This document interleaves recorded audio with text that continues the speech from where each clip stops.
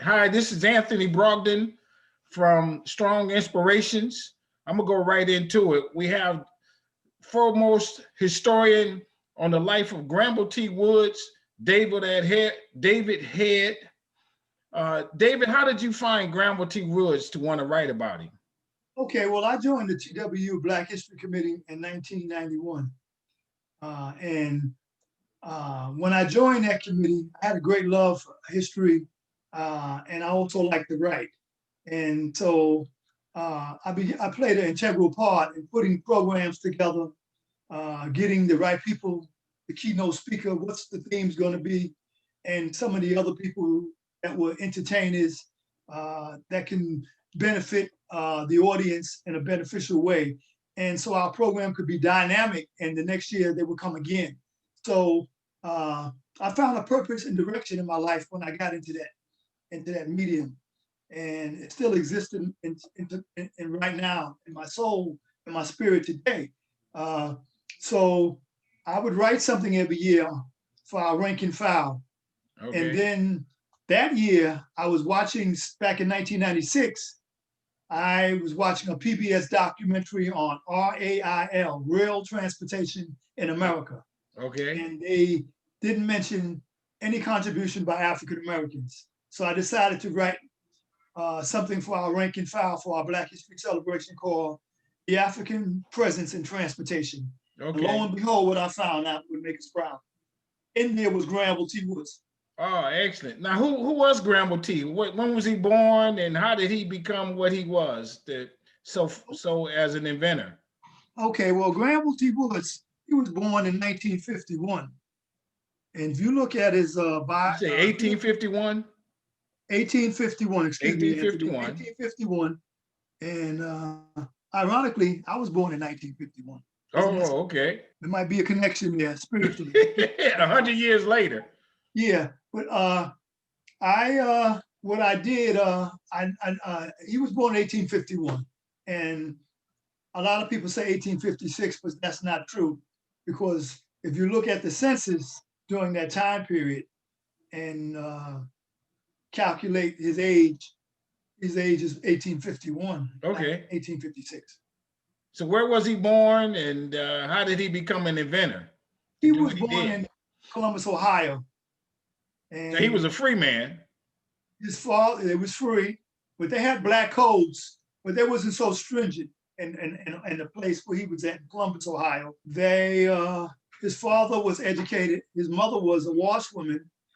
Uh, his father, I guess, taught him how to read and write, but he basically was fascinated by the railroad as a little boy, the sights and sounds of the large steam engine railroads. Okay. And uh, he eventually got a job in a railroad shop, and he started working with the blacksmith, and he was fascinated with the machines, and he got training, on the job training, how to operate the train, the Oh, really? machine. Okay. So uh, he got an education, hands-on education, rather through book knowledge. Okay. Now, what did he do as an inventor? What did he invent, and how great Okay. did it, change America, what have you? Well, when you look at it, his inventive ability, he was basically very mechanically inclined, and he demonstrated that in the railroad shop. But like most older men, they'll tell you, and they probably told him that electricity is the future, young man. If you want to go somewhere in life, you better learn something about electricity. So he started Okay. taking out books on electricity. At that time, he couldn't go to the library because Sure. they didn't accept people of color in the library. So he had his white friends take his library books out for him, and he started reading about uh, electricity. And so eventually, he got a job uh, working as a fireman on the Iron Mountain Railroad in Missouri, because he went up there to get a job as an engineer, Right. locomotive engineer. And then what happened, he got a job. Eventually, he demonstrated his mechanical ability, and he demonstrated that he could operate the steam engine. And he became, in less than a year, he was operating the train, those steam engines. and he saved his money and he went to school in the East. And he started learning about electricity. They had courses in electricity, even though the school was more of an engineering school, but they had engineering was, electricity was just coming about during that time. And so he learned a little bit about electricity at that time. And he was able to get a job on a steamship as an engineer. But he didn't want to be a That's got to be sailor. amazing for a black man in those at that time. Yeah, at that time, yeah. But he couldn't really get a job doing anything in electrical engineering capacity or in an engineering capacity in the States. So he had to get on the ship. But he didn't want to be on the ship with these derogatory, people that was ignorant white guy men cussing and drinking. That wasn't his. That's not the type of person he was. Okay. So he got it back. He got back off. He got a job on the railroad. But they went out of business. So he decided to take on the responsibility and open up his own electrical shop. His own electrical shop. So what year was that? This was back in 1883, 84. He started fixing motors and repairing electrical, anything he could get his hands on. And he noticed that there was problems with the railroad, with accidents on the railroad and communication. He was trying to improve communication. Okay. The Bell system, number one. Okay. Okay. Now, a lot of people don't know that Alexander Graham Bell, he's the inventor that so-called invented the telephone. There's some disagreements on that, but he gets credit for that. The original telephone had a lot of flaws in it because it was local. Okay. It had a lot of static. And he couldn't sell it to Western Union. He was trying to sell it for $50,000. They didn't want to buy it because it didn't keep a record and it wasn't long distance. So Granville did something in communications with the he telephone? Invented a telephone transmitter that carried voice sound long distance and made it much clearer. Oh, and they bought the invention. Yeah, American Bell bought that invention from him. Did he get money for doing this? Yeah, he got paid to do that. He got a little bit of money, but a lot of the money he got paid, trying to get the patent, apply for the patent, he had to borrow money. So a lot of that money went back to people that helped him. But the thing is, it did get him started. Sometimes you don't get the riches up front. Yeah. You gotta Are there other inventions that he did? The telegraph phony. He had something called a telegraph that acted as a telegraph and a telephone. Wow. And Western, they bought that. American Bell bought that as well. The telegraph phony. Then he invented something called the induction telegraph system. It was a synchronized system that was used for railroad safety, routing, and communication. And he had problems with Thomas Edison and another inventor. And he won those cases. They call them patent interference cases because they was all seeking the same invention. Okay. And he beat them out. And when he beat Thomas Edison, he became more nationally known. They started calling him the Black Edison. Oh, really? So now that was back in 1887. And so now you've written this book about him. Yes. Show us the book. This book is called Granville T. Woods, African American Communication and Transportation Pioneer.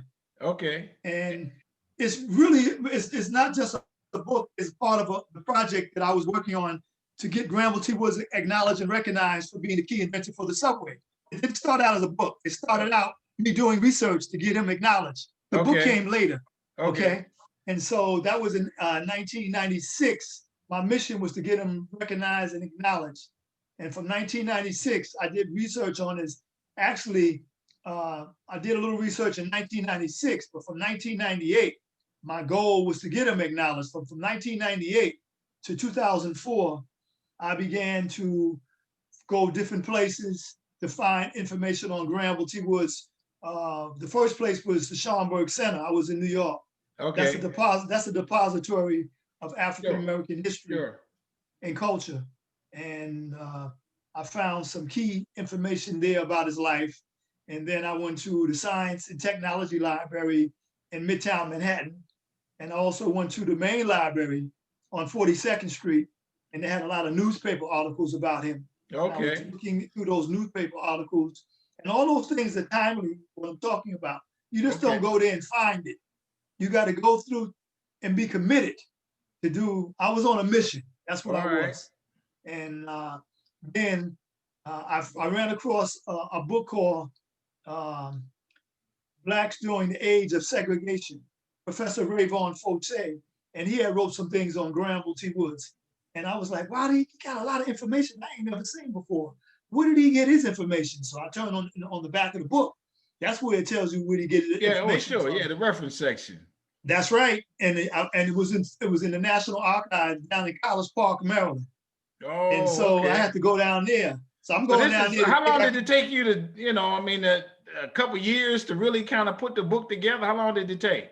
Well, that's the point I'm trying to tell you. When I went down to the National College Park, Maryland, the National Archives, I thought I could go down there and bam, bam, bam, and come back and everything was okay. No. He had most of his patents deal with interference cases.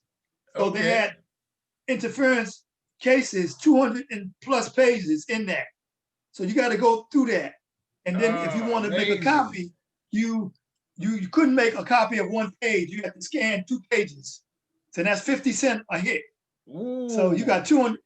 So now you got to read through the material to find out what pages you want to scan. I understand. And now when you do that, now you have time. It takes time. And guess what?